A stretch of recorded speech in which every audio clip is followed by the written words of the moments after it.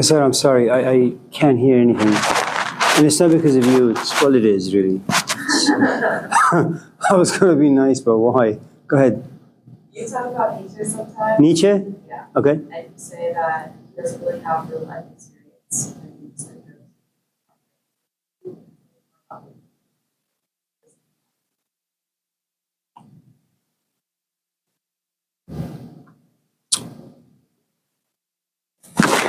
It's not just Nietzsche, I think anyone who falls in that category. Let me give you an example.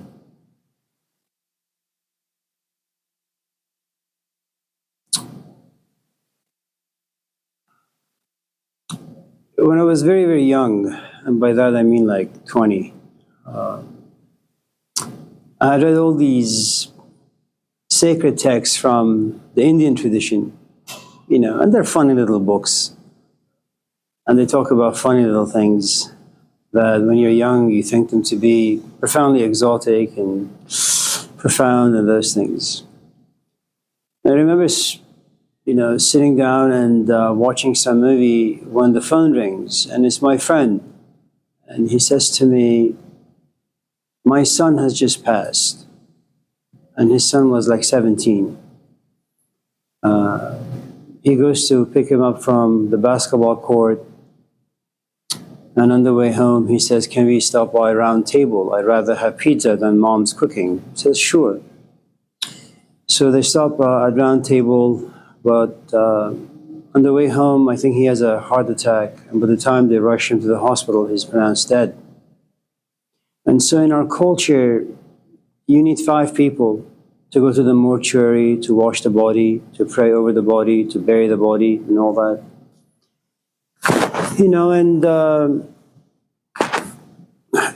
in the course of a short 20-year life, you see a lot of things on TV, like people dying, and that you go to various funerals, watch mothers or husbands or wives, scream and wail. But you don't really have first-hand experience. But there is something about the environment itself that silences you. It's very intense. And you don't really know what to do. You kind of get lost. Like 5,000 years of human culture, or just a Persian culture that has given language to grief, given language to loneliness, given language to despair. They all fall away, and all you're left with is just silence. And they knew that I was to some extent interested in philosophy and this and that, so they called me and they said, Amir, would you like to come and be one of the 5 participants? I said, sure. And it was a cemetery in Sacramento, Sunrise Boulevard. It's a beautiful cemetery. It's huge. It's like twice the size of Laney College. And there is a section reserved for Persians and Muslims. And so I go to the mortuary. We're the only people there, 5 of us. And there are 5 buckets of scented water, 5 sponges, and there is this naked body just laying on this white plastic bed. And each of us get a turn to wash a certain body part,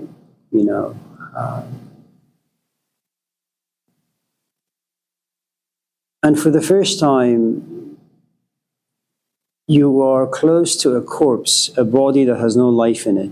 And it's not like a body of a 50-year-old or a 60-year-old or a 40-year-old. This is a kid who hasn't really lived life. Lots of hopes and lots of dreams.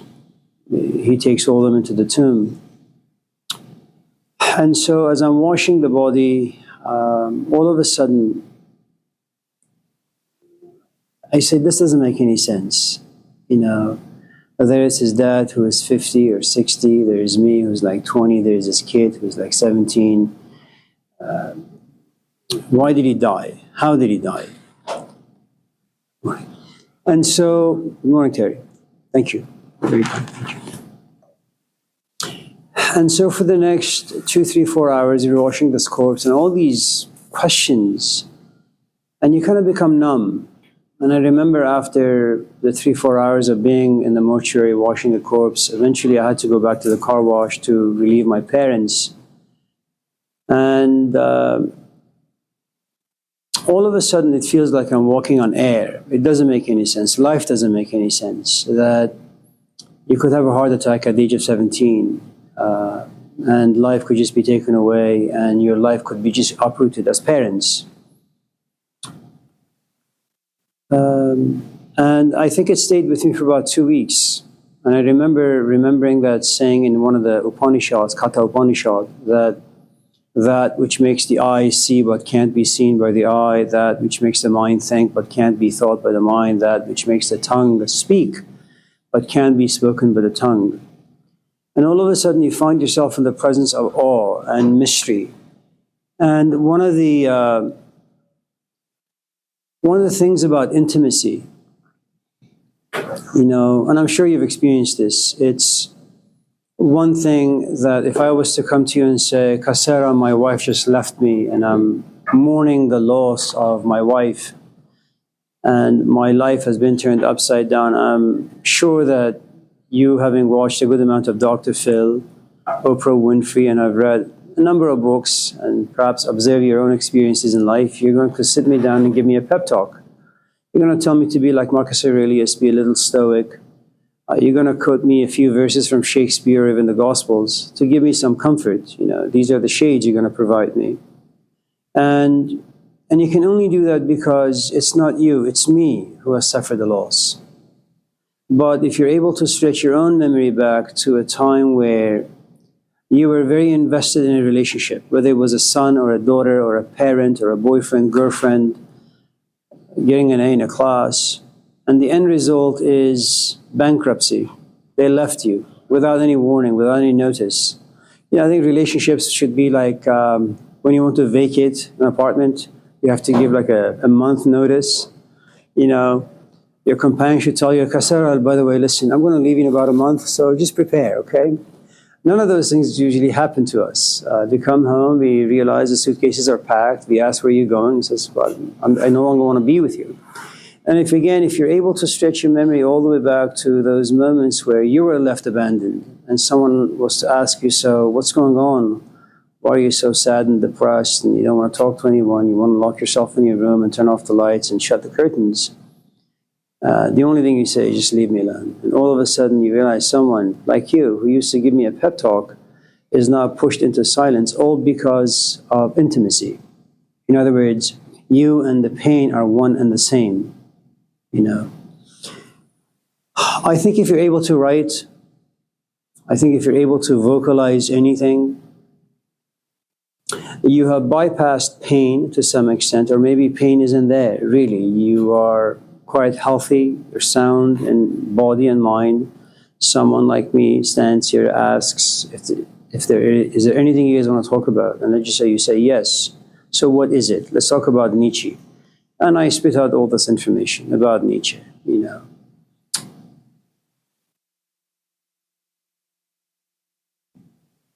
But if I was to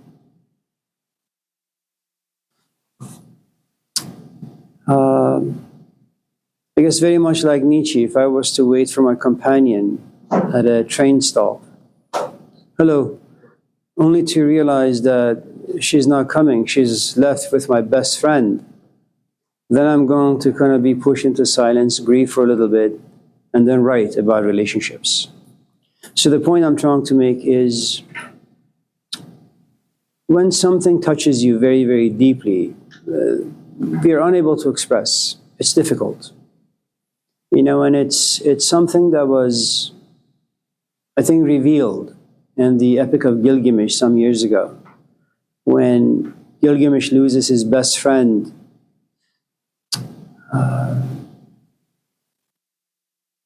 He grows his hair long.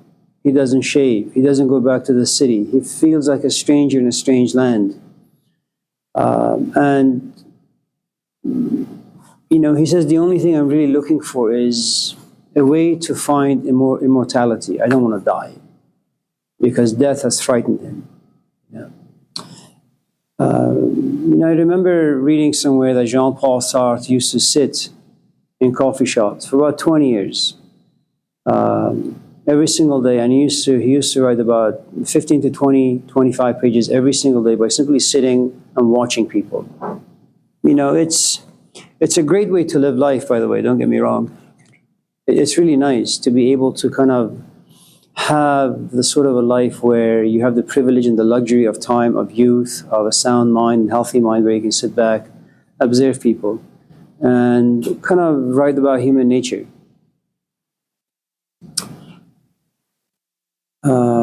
So,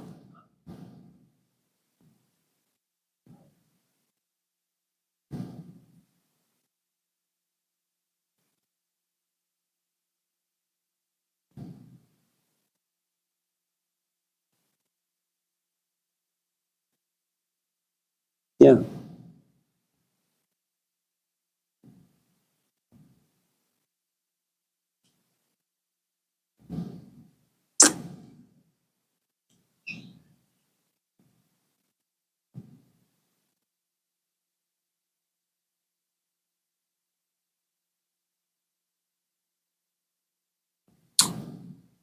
Well, You read about.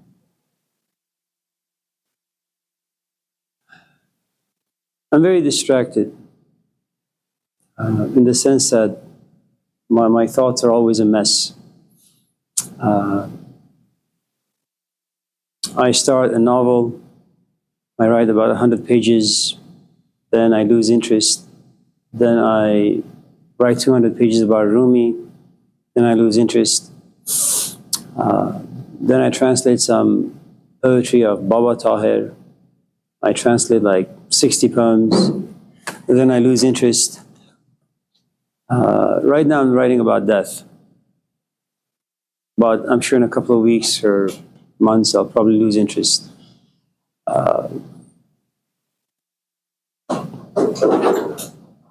But initially my intention for writing all this stuff was to publish, you know. But now I only write just in case, my kids become ever interested in thinking. They can kind of read some scattered thoughts.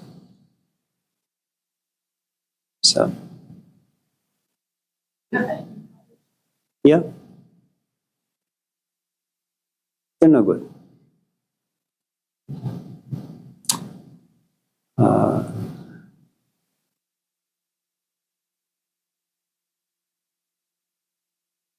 yeah.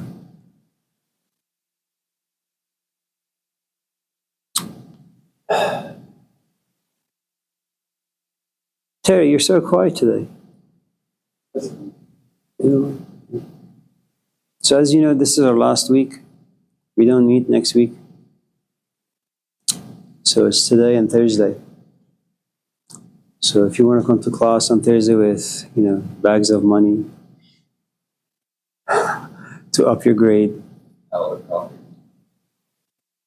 just joking. Yeah. Anyone else with anything worth talking about? Dagan? You took a shower this morning. It looks good. Kendra?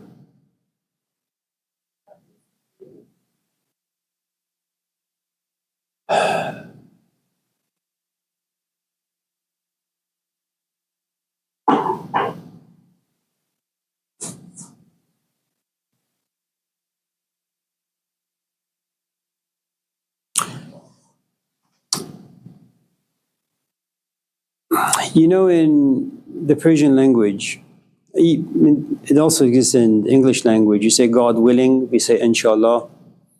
So whenever I speak to my parents, which is like 2, 3 times a day, just before I hang up, I say God willing or inshallah. And it's not because you're religious, it's just part of the vernacular, common usage. You say inshallah, I'll call you like in a couple of hours.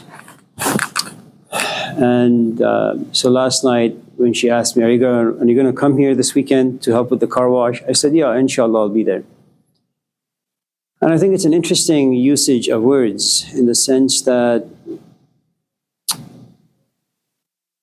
maybe at a certain point in our human culture, at least the Persian culture, and I'm sure every culture has that, that there are some people who sat, reflected, looked at life very, very closely and realized that security is really, for the most part, an illusion. We don't really have very much power in life. There isn't much security. We try to fake it. We try to create security in some, shape or form. Kasera is here. Her companion is somewhere probably drinking coffee. And there is a good chance that, she's going to assume, and for the right reasons, that when she goes home today, her companion is going to greet her well, and they're going to continue with the relationship. And all of us function that way. It's called the problem of induction. The sun rose yesterday, it's going to rise again tomorrow, as it has for the past 60 years of my life. There is no reason for me to doubt that tomorrow will be any different. But the truth is, tomorrow could be different, as it's very possible that while her companion is sitting at peace drinking a cup of coffee, she may look up and all of a sudden find someone very, very, very attractive. I'm not talking about a sort of attraction where you look at someone's face and everything looks symmetrical. There's just something about them that attracts you. They're like a magnet. And you don't know why, and you know that you're in a relationship, and you know that there are certain boundaries that you can't cross, certain lines you can't cross, but nevertheless, attraction is very tempting. And, it begins with exchanges of a couple of glances, then it grows a little bit, then you say, well, I shouldn't be doing this really. My companion is in a class, she'll meet me here in about 2 hours, but the temptation is far too great. And human beings, for whatever the reasons are, we are so mesmerized by anything that gives us a sense of pleasure and attraction and all that, because it does bring us to life. Everything stops. There is no past, there is no future. You're just in the grips of pleasure. And it's all consuming. It really is. And, the two of you sit and you talk and then you laugh, which is far worse than, having sex. And then numbers are exchanged. And then that person says, I'll have to go. And she says, yeah, I have to go too. But the memory is not going to be deleted anytime soon. And while Kasera has all these assumptions about the relationship, her companion has 1,001 different things she's thinking about. And the point I'm really trying to make is, all of us, I think, are walking on this thin facade. Hello. And things could happen at any time.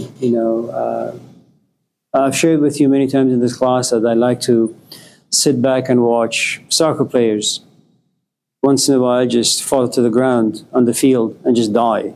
These are healthy people, exercise on a daily basis, have great diets. They're very young, and things just happen. I think we try as much as we possibly can to create some security. One of the ways we create security is by marriage. And because the world really has so little to offer you in terms of security. It can uproot your life at any time. And so one of the ways we create the illusion of security is by getting married and creating perhaps religion and saying that only death do us part. That's the only security that exists in life. My wife or my husband will forever remain with me as long as I'm alive. And one of the things that modernity has kind of revealed to us is that not even that is secure anymore, especially with the absence of religion and the fear of God and some cultural forces. Marriages no longer have the value and the meaning and the depth they used to have. But do we try to cultivate, create, manufacture security? Absolutely. Are we successful? Some people are very, very lucky, and some people aren't.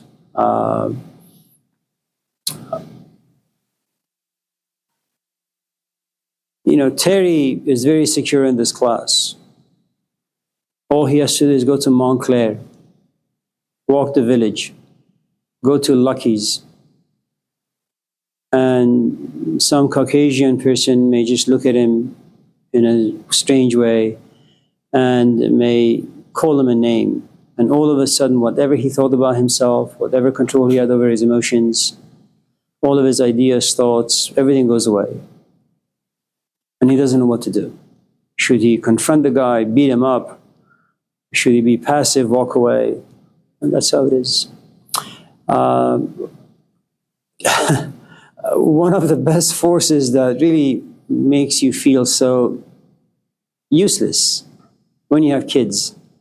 They push all the wrong buttons and you express all the wrong emotions and all the wrong physical reactions. And you say, man, I can't believe I studied philosophy for like 50 years and this is the way I react. And that's how it is, you know. I think one of the ways that the illusion of security remains intact is that we try to create environments that are safe. And we try to put ourselves in environments that are safe. And as long as we put ourselves and create safe environments, security continues to exist. You know. So it's good if you can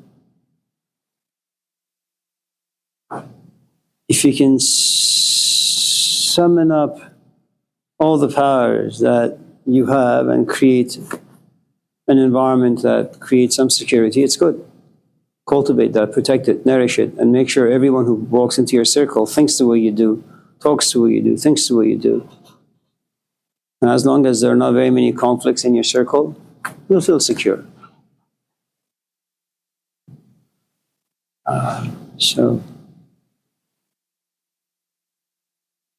Yeah, Matthew.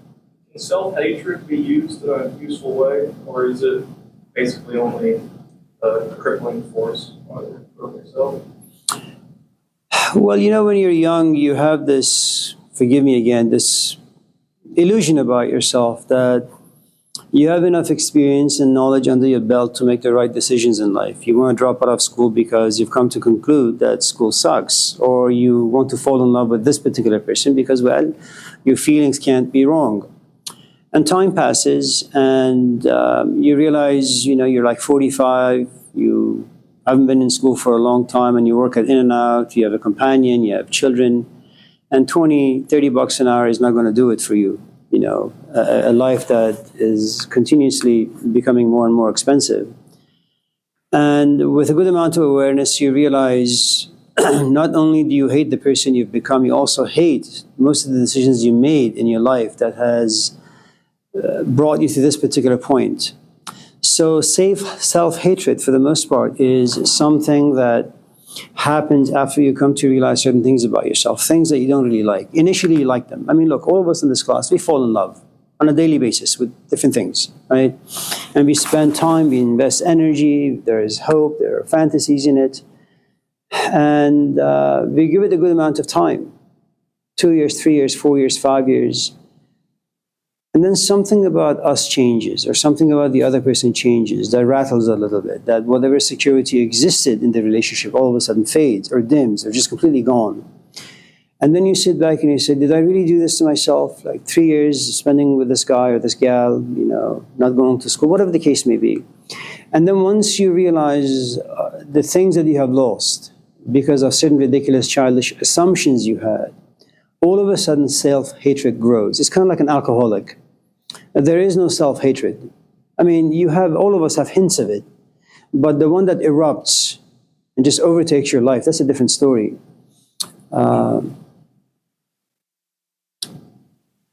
You know, it's okay if your wife leaves you. You're a good-looking guy. You can hang out with other women. It's okay if your kids leave you, but you're still young as a father or as a man or a woman. You can just hang out with other people.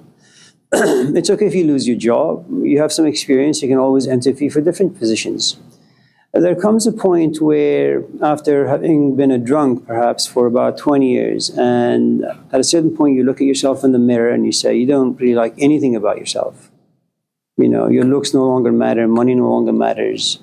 And you're at a point where you're desperately seeking relationships that are meaningful, healthy, that have depth, that have history, a set of narratives that you can look back and enjoy. And you realize you don't have any of that. And you don't have any of it because you just prefer drinking to everything else under the sun. And you sit there and you mourn the loss of every opportunity and every gift that life had given you, and you just trash them, you know. And that self-hatred will, if it's strong enough and intense enough, of course it does create a good amount of depression, but hopefully that depression and hatred will drive you towards an AA center, you know, and you kind of just stand up and you say, I'm Amir Sabzavari, I am a drunk and I hate myself and this and that. And hopefully you'll have a good support system so that this self-hatred, which can kind of be, you know, paralyzing initially, can be a source of insight and creativity later on. It's a good baptism. Self-hatred is really, really good. You know, I have students in my classes all the time, every semester for the past like 30 years or so. And the first thing they say, I love myself. And like they're 18, you know. Their head is filled with concrete. They come from, you know, dicey backgrounds. They're just kids. You know, you have no right to love yourself unless you're just stupid. Or maybe when you're young, you have no choice but to be stupid and make a lot of stupid decisions and move on with life. And then at a certain point, life just puts a leash around your neck and just forces you to stop. And then you begin to self-reflect and you realize, you know, what a scumbag you've become. And once you realize, you know, you're a creep, then self-hatred comes. And then you say, maybe I should go back to school. And then you do. So yeah, self-hatred is really, really good. One of the things that happens to you when you work with a teacher of sorts is that we have a tendency of, again, appreciating anything that's beautiful, whether they have a beautiful body, a beautiful intellect, or maybe there's just something about their spirit or their energy, their emotions that you're attracted to. One of the problems of hanging out with anyone that is attractive is that they make you feel ugly. And so you envy what they have. And that envy is really good because now you go to the library and you begin to read a lot of books because you want to be like them. So you read a lot of books, you have a lot of information, but you can't express the ideas the way they do. And so you begin to hate yourself some more. So the point I'm trying to make, you know, being around certain people who can kind of inspire self-hatred, it can be very, very, very, very good. But being around someone like Snoop Dogg, we can only smoke like one, but he smokes like 50. That's just a shitty envy to have. So, is it, are we?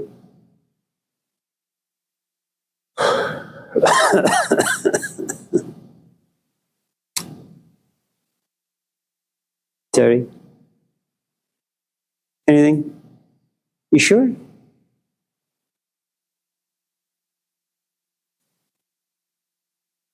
Alexis?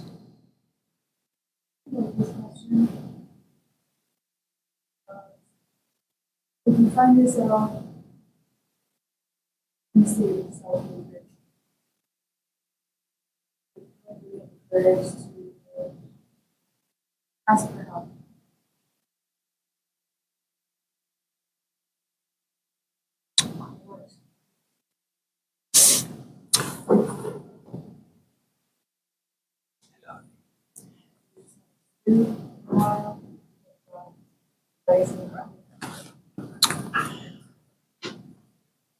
So there's, I think, some interesting words or concepts you used.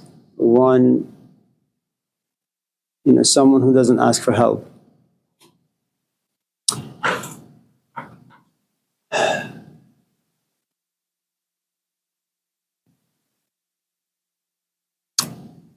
When I had my triple bypass, there were lots of people in my life who tried to like help me stand up, help me walk. I refused their help because to some extent I knew I could do it myself, and I did. The other aspect is you're dealing with a 60-year-old man who's been on his own for the past like 55 years. And this is a brand new experience that you can't really stand up, you can't really walk, you can't really run, you can't do much of anything. So it's not a habit of mine to refuse help. Okay.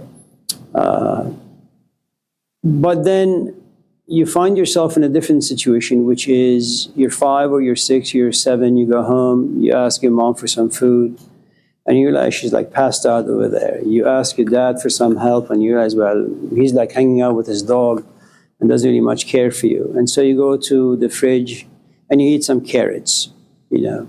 And you realize from the age 5 or 6 or 7, this is how your life is going to be. Your mom isn't there, your dad isn't there. You just got to fend for yourself. And you begin to develop this attitude that I was given a set of incompetent parents. From a very young age, I was forced to do things on my own, stand on my own 2 feet, and take care of my own self, on my own life. And so, even though sometimes your parents walk forth to give you a hand and this or that, you refuse their help. And time passes, you're no longer 5 or 6, but now you're 35, 36, maybe you're 45, 46. And for the past like 50 years, that's all you've been doing.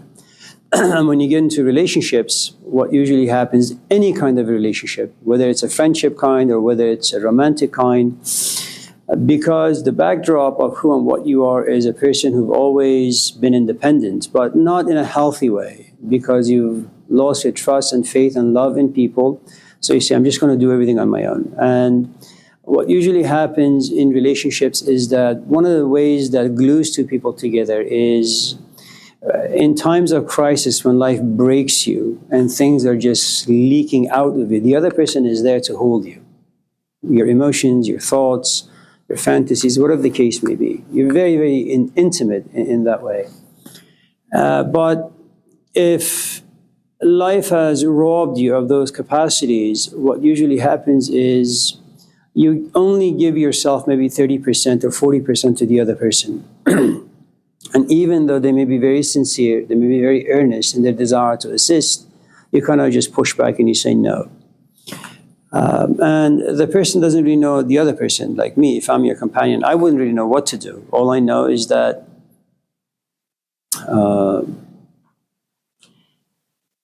anyway, so the idea of what should someone do, it's a how-to question, and the how-tos don't make sense to me. The only, I think, way you can remedy the situation, this is just my own experience, and other people can have different experiences. From the culture I come from, let's say that I'm like 30 and you're like 25, we meet somewhere, I like you, you like me, and after 2, 3, 4, 5 weeks, you begin to disclose certain history about yourself. And I come to realize, yes, you have in fact been very independent from the age 2. Okay? Which means that I can only have access to so much of you. You're going to keep most of you to yourself, to protect yourself, to make sure I don't hurt you just in case. And knowing that you're not going to trust me as much, you're not going to love me as much, you're not going to have faith in me as much, depend on me, because that's how things work, I begin to play some tricks on you. And these are calculated tricks. I invite you to the house.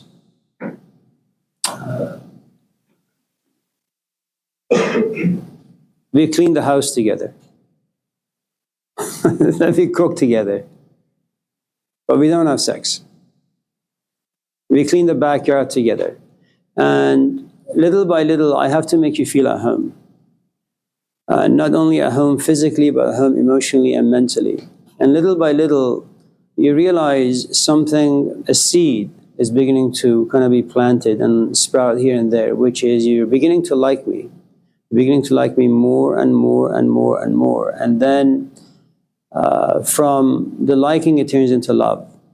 And love, by its sheer nature, it makes you very passive. Passive to your history, passive to fear, all the things that usually troubled you. And so you become completely open to me. Now, once in a while, you catch yourself being open and it frightens you, because now you trust me too much, you have faith in me too much. And so you give me like 10 minutes of genuine story, personal story, and then you retreat. and you go back in the closet and you hide, and you say, I need to go home. Go home for what? You've been here for 2 weeks. What do you have to do at home? I got to feed my dog. Well, the dog is probably dead. It's okay, just stay around. Say, no, I got to go.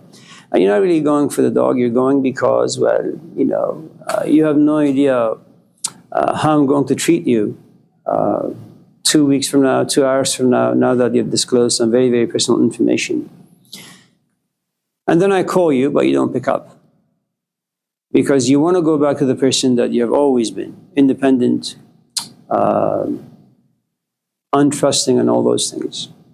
Now, if I am familiar with human nature a little bit, if I'm familiar with human psychology a little bit, I will come knocking on your door. That's if I care for you that much, and if I'm interested in you that much. I'll break the door down, I'll come in, grab you by your hair, put the leash around you, drag you to my car, and we'll come home. And I say, you want to hide yourself in the room? There's a back room over there. Go sit there. Don't come out. Come out when you're ready. And there comes a point where you're tired of sitting in the room all by yourself. So you come out and be cook, be clean. We don't talk very much. You're still trying to figure out why you told me all the things you told me, and yet why you feel the way you feel. And so what usually happens in this scenario is that I have to be okay with your abuse. And you do it for good reasons. You do it for protective reasons, And so you play this push and pull game. You pull me towards you, then you push me out, then you pull me, then you push me. And to some extent, it's just too much that you demand, and you use me like some trash container. You keep dumping stuff in me, and then you take them out, then you dump some more stuff, then you take them out. And I have to like you enough and see a future in you to stick around. Now, the idea of how should or what should one do, there is nothing anyone can do about those things. You just have to sit back, and when the fruit is ripe, it'll just fall. But again, remember, you're dealing with habits. Habits are always very, very, very, very difficult, if altogether not impossible to overcome. They're no different than being addicted to alcohol or drugs of sorts.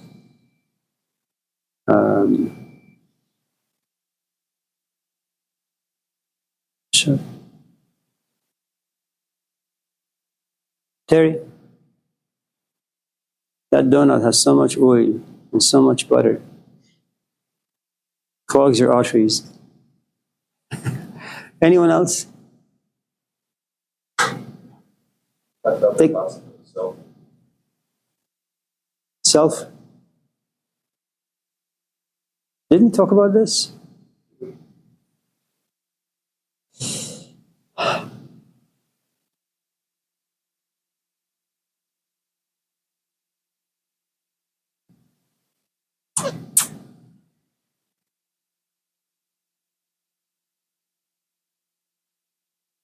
Self.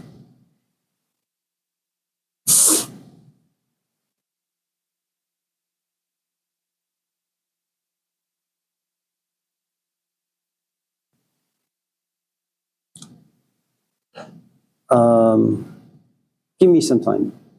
Diggin? How do you learn to not worry about stuff that's not?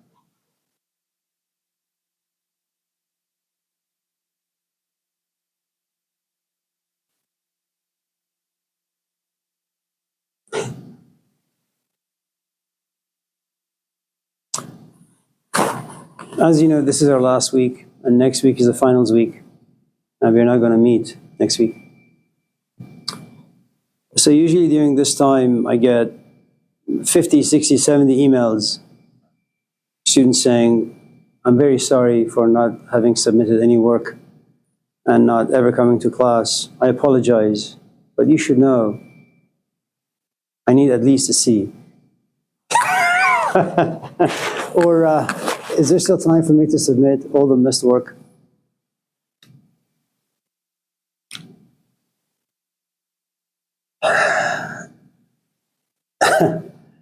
So you're dealing either with classes that are 16 weeks or only 8 weeks. You're dealing with online classes and you're dealing with in-person classes.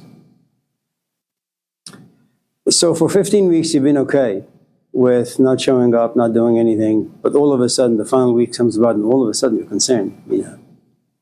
And you want to dump that on me. I think it's very natural for people not to do work for things they don't really enjoy doing. You know, I just don't enjoy being around certain people in my family, like all of them. You know,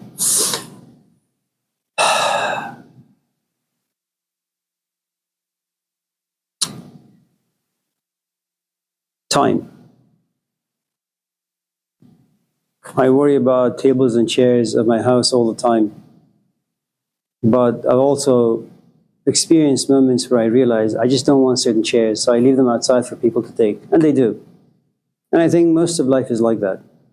Initially, when you're young and when you're invested in things, anything, you know, you worry about losing them, you worry about not attaining them. But once you do, and once you have attained similar things over and over and over again, you kind of slowly begin to lose some interest. And then you begin to worry about them not as much. You know, there isn't really any how-to. The best how-to I can tell you is,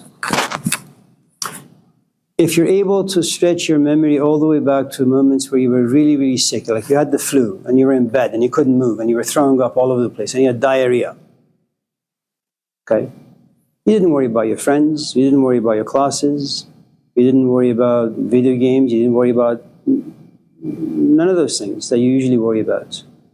And one of the things that you come to appreciate is, in sickness, most of the things that you think to be valuable lose their value. But you can't sit and read a book and come to that place. It doesn't work that way. You get really, really sick, and then you realize things are not really as interesting. You know. So if you can kind of like the Buddha, you just happen to be a little crazy. And the Buddha is crazy, and so is Jesus. I mean, all these like heroes that we worship, idolize, they're a little nuts in the head. They look at life from a distance and they say life is like a toilet. It's like a toilet bowl with all the crap in it. It's just not worth pursuing. And then they try to dump that philosophy on the rest of us. I mean, the Buddha talks about relationships being awful. Not just with a man or a woman, with everything under the sun. Jesus does the same thing. You know, if you look at the life of Moses, at least what little we have in the Old Testament, after a while he just says, forget these people. I'm just taking off. Muhammad says, you know, screw compassion. I don't have patience for this shit. I'm going to pick up the sword. I'm going to just fight people because that's the only way you can teach them. And so all the things that used to be of interest to you all of a sudden, you know, fall to the wayside. So again, if your question is very much like Alexis's, how to, it doesn't make any sense to me. If you want things not to worry you, have a relationship with something that is profound, that has a tremendous amount of value. Go to the mortuary, wash some corpse, go to the cemetery and walk around. Pay attention to the stones that you're walking on. You know, attach yourself to something that's bigger than the life you're currently living. And all of a sudden you realize the pain that another is suffering is so much more than the shit you have in your life. And then your life becomes without value. And if something doesn't have value, it doesn't interest you. And if it doesn't interest you, don't worry about it. But that's not the path you should take. You should take the path that you're already on, which is you should take school seriously. You should worry about school. You should worry about if your mom is sick. You should worry about her. These are good things to worry about. You're young, you're beginning your life, and you should be worried about everything under the sun. When you get to be a little older, a bit more seasoned, when you have good money in your pocket, when you have a nice house, maybe a family, when you're healthy in body, mind, and emotions, then if you want to kind of walk away from life saying life is crap, fine. But for now, you should take it very, very, very seriously. And you should worry about everything. Even if they cause you ulcer, it's worth it.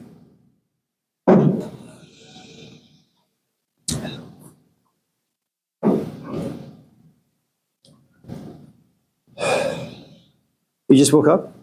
Actually, Well, how was that?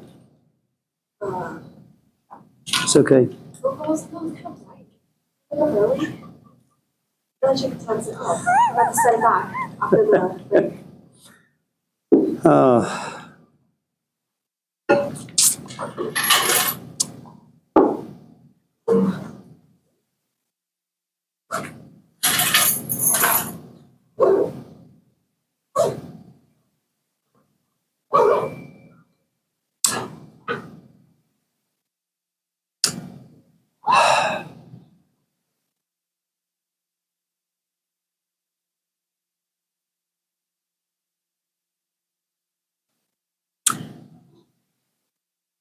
Let me talk about the self for only like a minute. I don't think I have the patience for that particular question. Sorry. I'll give you a story. I'll give you two stories.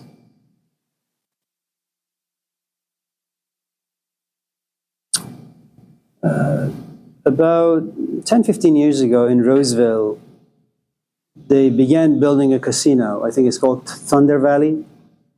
Have you guys been there? It's really no good. My father enjoyed going there to the buffet. Apparently for him, the food was really good. And so once in a while, like 10, 15 of us would get together, and because of my father, we would go there. What I found most fascinating is that my father would go to where all the food is. He would get a little corn, a little rice. He would go back to his seat and just eat very, very slowly. The rest of us, we would be like pigs. You know, we put ice cream on the meat, and then meat on the rice, and then gravy on, well, it just looked like crap. And then we would come home, and my father said, I am so full. Dad, you just ate like corn. You know, the rest of us, you know, we all suffer from diarrhea.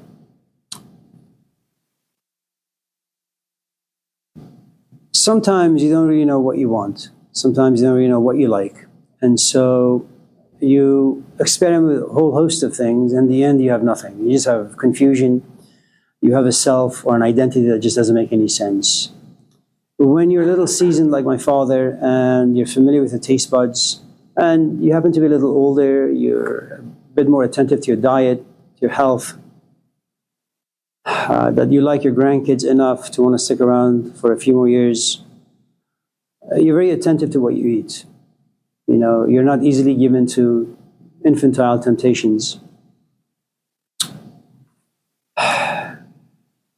And it has always amazed me that how my father could be in a buffet with all these food, like beautiful women, all tempting him, come to me, come to me. And yet my father says, no, I know what I want. And I know what I want because I know who I am. I just like corn. I said, Dad, you know, we paid like $50 for you. That's all you want to have, corn? Because I've gone to Safeway. I could have bought you, a can of corn for like 2 cents. The idea of a self really, for the most part, depends on the sort of desires that are created inside you. تا در طلب گوهر کانی کانی، در طلب لقمه نانی نانی. If at a certain point there is a desire inside you that you want a burger, that's who and what you are. That's yourself. There is no Buddha. You're just a McDonald's guy, you know. If at a certain point you're worried about, wanting to make some good money and you want to go to school, that's who you are. Now, sometimes very much if you link your question to the question asked by Dagan, and there is this beautiful story, I know most of you in this class know the story much better than I. It comes from the 8th century, the Islamic Sufi tradition. It's about this young kid that wakes up in the morning, like Rosalind, a little late, and says, I have this self, and this self says to me, go to Beyonce's party. And that's what he does. He grabs the phone, calls his friend and says, you ready to the party? Go to the party? Yeah, let's go.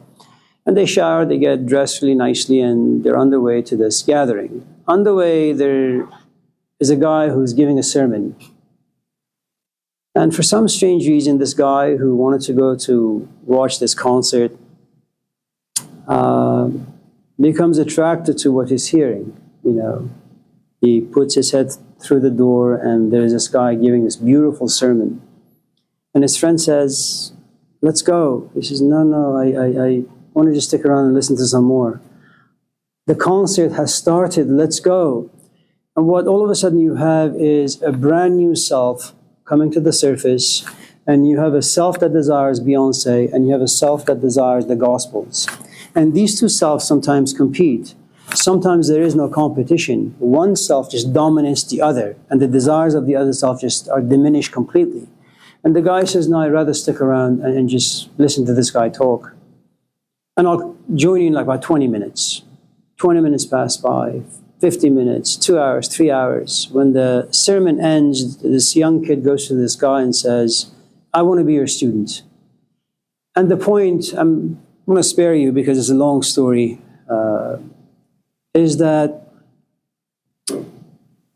sometimes you are the creator of a self, and that depends on your experience, how much self-hatred lives inside you, how much there is this intense desire to change. Sometimes it's manufactured or created by the outside. Like you come to this class and you want to study business. That's all you ever wanted to do. And all of a sudden, let's say a history class makes you really interested in historical narratives about various cultures, politics, this and that. And the more you interact with historical ideas, the less you're interested in business. And all of a sudden, you have this brand new Richard who says, I'm thinking about changing my major from business to, say, history, or at least keeping business as a major, minoring in history.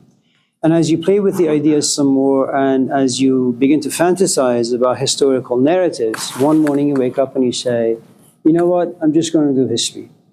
And this brand new self has been generated by an external force, okay? And it creates for you a completely different future. You're no longer worried about money. Maybe you want to go into the classroom and teach, you know. And maybe instead of going to Cal East Bay, maybe you want to go to Princeton, you know. So it really depends for the most part who's around you, who's in your space, and if they are magnetic enough, charismatic enough, if you happen to be in the right place to be receptive to what they have to offer, and all of a sudden you realize you're a completely different human being. That's if you're clean. Clean in the sense that there are no addictions about you, because that makes it really, really, really, really tough. You know, addiction, let's say, to a history that's been broken to some extent, that every time you try to kind of go upwards, that history just drags you down. So,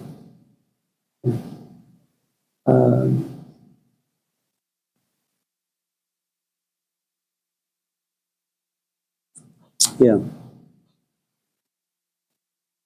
You know, a magnifying glass is only really powerful when you can bring the various forces of the sun into a single point. You just need to find someone who is strong enough, attractive enough to get rid of most of the desires you have and give you one single desire. And that's a good self to have.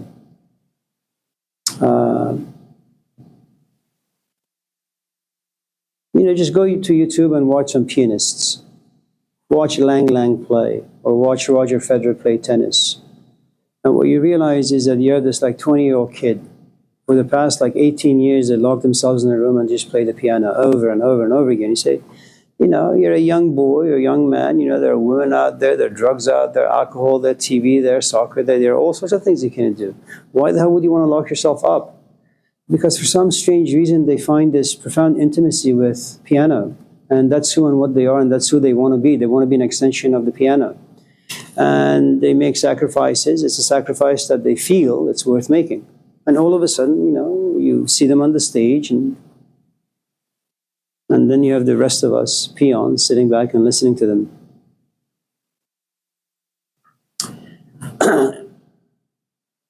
You can't do this on your own. No one can come to a self that they can be happy with on their own. Unless you just happen to be a weirdo like Magnus Carlsen, that you're born and this is, you say, I want to play chess. Yeah. Most of us are not like that. Most of us are quite ordinary. Potential is there, but we're ordinary.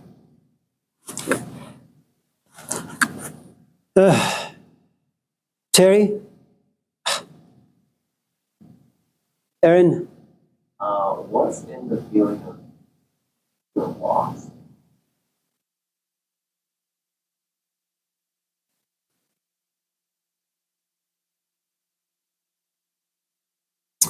I asked Matthew what he wants to do. And Matthew is like this 18-year-old punk. He says, I'm doing business. You ask Dagan, who's 16, I'm doing economics. And all these people have something that they're interested in. I ask you, a 40-year-old man, most of your life is behind you now, and say, what are you doing? I don't know. One of the things that happens, especially I think it's just part of human nature, is that you compare and contrast yourself against other people. By the way, make sure to remind me when it's 10:15, I have a meeting at 10:30 that I have to be ready for. So if it's 10:30, let me know because I need to run. Sorry. My meeting is only for maybe 20 minutes. So if you guys want to come to the office and occupy it, you can. So be there like at 10:45.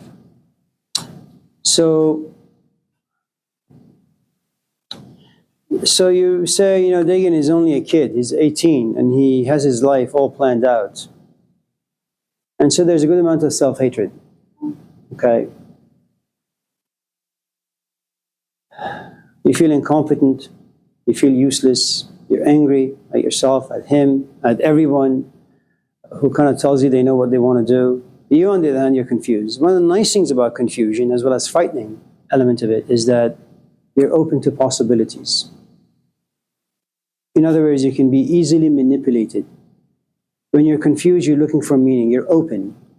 That the only thing you need to pray for is someone who is worthy of your confusion, who is worthy of your openness, to come into your life and create a self for you that can somehow train you, teach you, guide you. First of all, to be okay with confusion. Okay. Second, to have them plant inside you a purpose. You're like a blank slate. Confusion is like a sheet of paper that has nothing written on it except a history that doesn't make any sense and you don't like it. Dagan, on the other hand, he knows he wants to do business. You know how difficult it is for me to compete with that? He already knows. You, on the other hand, you're completely open to possibilities.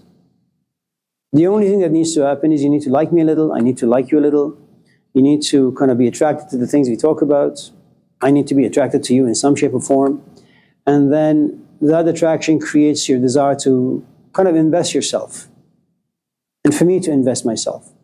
And little by little, as attraction grows, you realize that if before you used to go home and smoke or drink or do whatever, now you go to the library, check out a book on philosophy or history or whatever, and you begin to read it. And little by little, your confusion disappears. And then 2 months or 2 years or 2 decades from now, you'll knock on my door saying, Amir, by the way, I have my PhD in, I don't know, business or something. Someone who was completely confused, depressed, lonely. Not only do you have your degrees, but you also have a family life, you have money. But confusion can be really, really hard, especially as you get a little older and as you begin to reflect and you begin to think about all the opportunities given to you, but for some strange reason you didn't take them. And if you happen to be an introvert, a feeler type, the emotions that come with confusion is tremendous. They're like hurricanes. They kind of just demolish you. And there's a good amount of shame and embarrassment inside you. You have zero confidence. You use a good amount of sarcasm to hide your confusion and your self-hatred, which is not bad,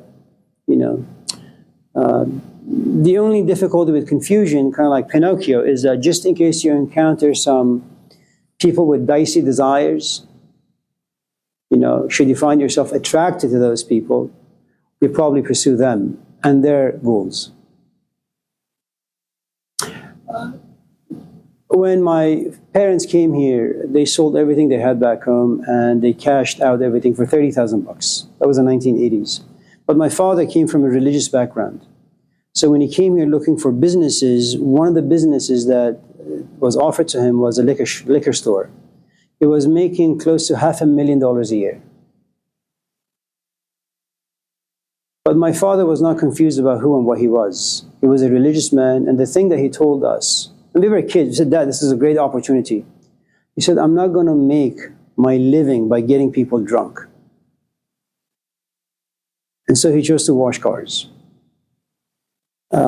So as long as you're confused, you're open to both good and evil. You just hope that the people who come into your life are more good than bad. That's all.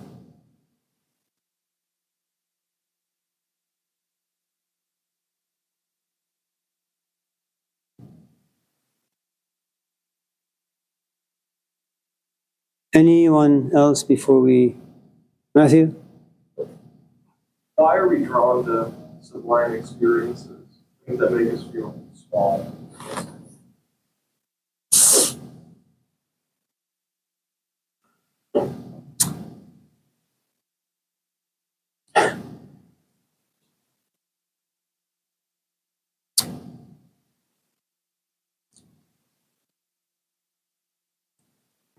We were having dinner last night, and my son, for the 100th time, asked me, "Why did you name me Yusuf?"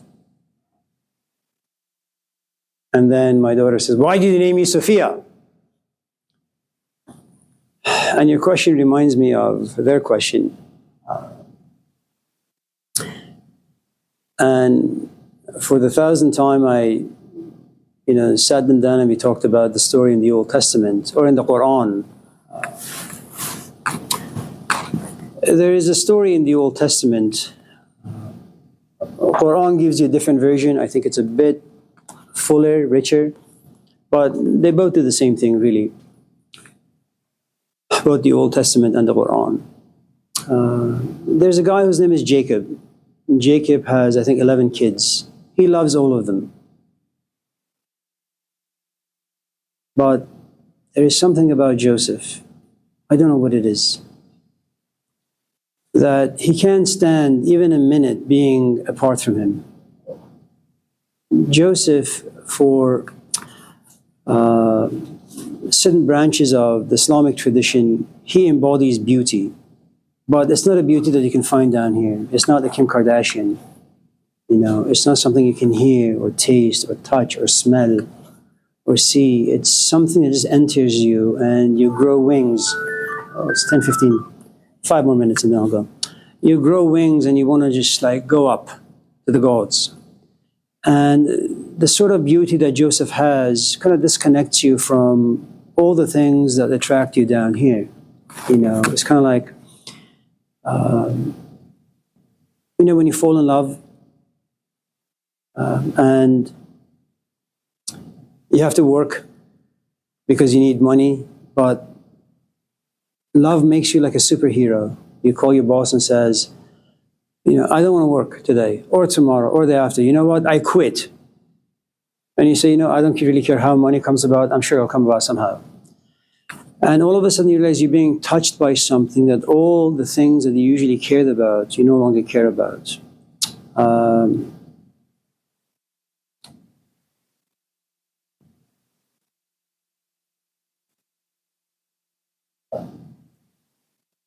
I think there are two forces inside us. There is the Adam part of you that connects you to the world down here, and it's good.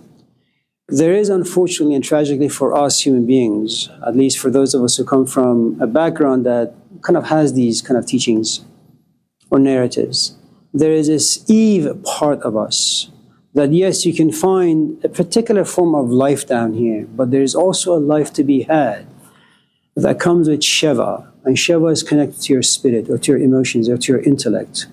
That you can sit and read a book, and the book can take you to places that your feet can't. You know, it's a blessing, it's a curse as well. You know, it's like there is nothing wrong with your relationship.